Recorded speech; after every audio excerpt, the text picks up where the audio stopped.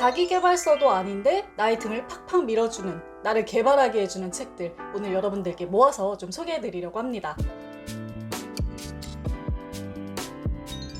안녕하세요 공부기 여러분, 공백입니다. 모두 잘 지내고 계시나요? 자, 오늘은 제가 여러분들한테 급히 소개해드리고 싶은 책들이 있어가지고 대본도 없이 이렇게 급하게 카메라를 켰습니다. 지금 이 방송을 보고 계시는 많은 이 책 덕후분들이 그러겠지만 저는 책을 읽으면서 가장 큰 동기부여를 받거든요. 동기부여라고 하면 뭐 거창하긴 하지만 이런 거죠. 좀 더 열심히 공부하고 열심히 살아야겠다, 새로운 뭔가를 해봐야겠다, 이런 마음. 오늘은 저에게 가장 큰 동기부여를 해주었던 책들을 소개해드리려고 합니다. 그런데 이 책들이 흔히 우리가 말하는 자기계발서가 아니에요. 자기계발서도 아닌데 나의 등을 팍팍 밀어주는, 나를 개발하게 해주는 책들, 오늘 여러분들께 모아서 좀 소개해드리려고 합니다. 자, 어떤 책들이 있을지 바로 한번 만나보도록 하겠습니다.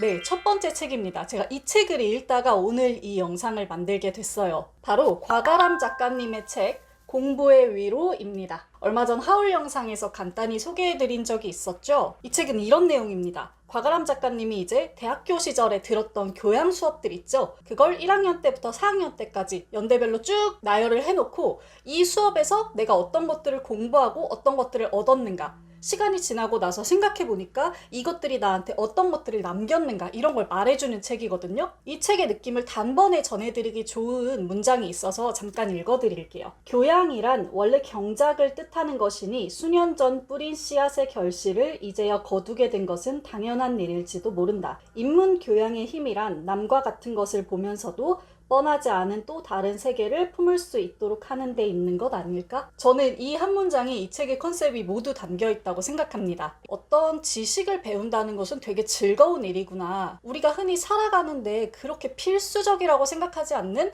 음악, 그림, 무용, 이런 예술들, 그리고 한자나 프랑스어 같은 제2외국어들, 이런 것들을 배우고 싶다는 욕망을 정말 활활 불지펴준 책이었어요.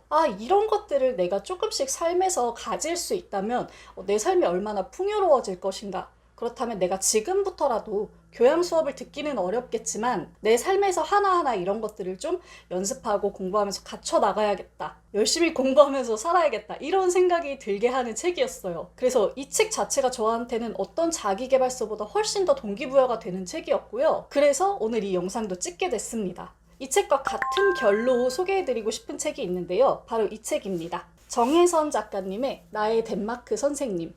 이 두 분의 공통점을 찾아보자면 정말 학구열이 엄청나다는 거예요. 내가 어디에 살고 있든 몇 살을 지나고 있든 학구열이 시들어들지 않는 모습, 그런 거 자체가 너무 큰 동기부여가 되고요. 특히 이 정혜선 작가님 책에서는 외국에서 어린 친구들과 아주 적극적으로 공부를 하는 모습들이 굉장한 자극이 됐습니다. 이 책에서 특히 자극이 되는 것은 나와 타인 사이의 관계, 그리고 이것들이 만들어 나가는 사회와 지구, 이 자체에 대한 공부 역시 자기계발일 수 있겠다. 자기계발이라고 하면 흔히 나만 공부해서 발전하는 거를 생각하기 쉬운데 정혜선 작가님의 책에서는 더불어 발전하는 것, 함께 교류해서 다 같이 커나가는 것, 이런 것들을 좀 생각할 수 있게 되더라고요. 그래서 저는 나의 덴마크 선생님 보면서도 굉장히 큰 공부 자극을 얻었습니다. 마음과 머리를 정말 크게 자극시켜준 두 책, 여러분께 좀 소개를 드려봤습니다. 이번엔 다음 책 소개해드릴게요. 자, 이 책을 보시면 여러분들 좀 뜬금없으실 수도 있어요. 어떤 책이냐?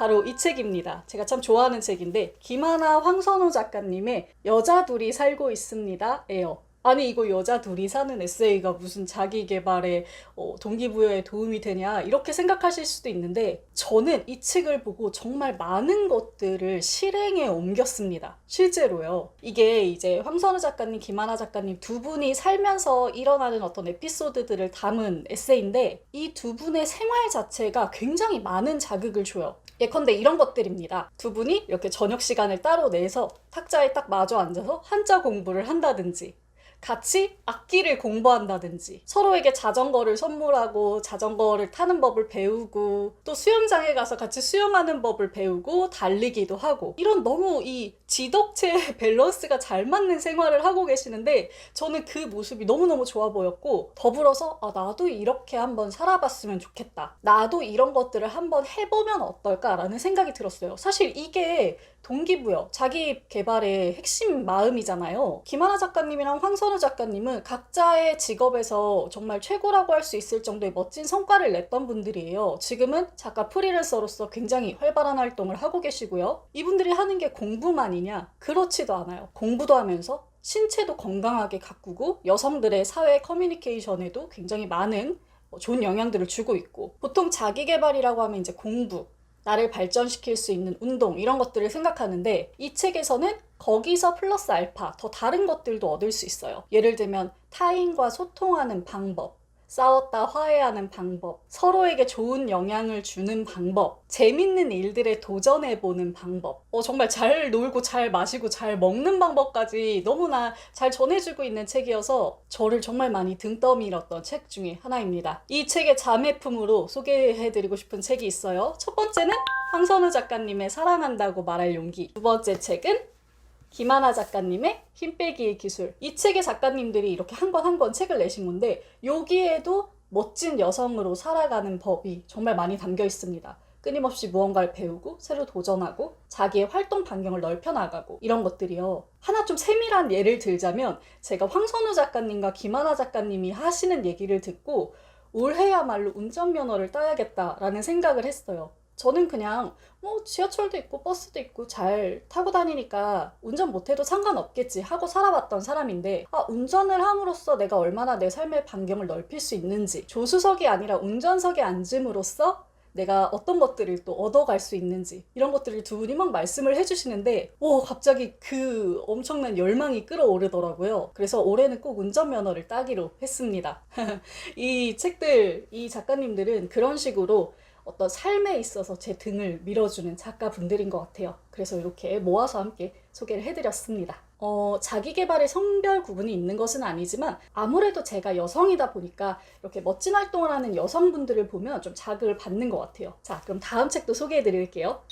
제가 처음에 자기계발책이 아닌 동기부여책을 소개해 드릴게요 라고 말씀해 드렸는데요. 지금 소개해 드릴 이 책은 자기계발로 분류가 되어 있는 책이기는 해요. 그런데 기존 자기계발의 어떤 형식이랄까요? 틀을 완전히 깨버린 책이라서 제가 좀 함께 소개해 드리려고 합니다. 알렉스 룽구 작가님의 의미 있는 삶을 위하여예요. 만약에 누군가가 저한테 지금까지 읽어본 자기계발책 중에 뭐가 가장 좋았나요? 라고 물어본다면 저는 이 책을 꼽을 것 같아요. 우리가 흔히 자기계발, 뭔가를 착착착착 수행해서 이뤄내야 되고 얻어내야 되고, 이런 식의 활동을 자기계발로 생각하기가 쉬운데 여기에는 굉장히 많은 함정이 있거든요. 우리에게는 시간과 돈과 체력과 의지, 모든 것들이 한정되어 있는데, 일부 자기계발은 그냥 내가 뭘 하는지도 모르고 그냥 열심히만 하게 만드는 그런 함정에 빠지기가 쉬운 것 같아요. 어딘가에 도달하면 내가 뭔가 될 것 같고, 그런데 도달해보니까 다음 계단, 더 높은 계단이 있고, 그걸 쫓아가다 보면 나는 지치고, 그 과정에서 나는 패배자가 되고, 이런 함정에 빠지기가 쉬운데,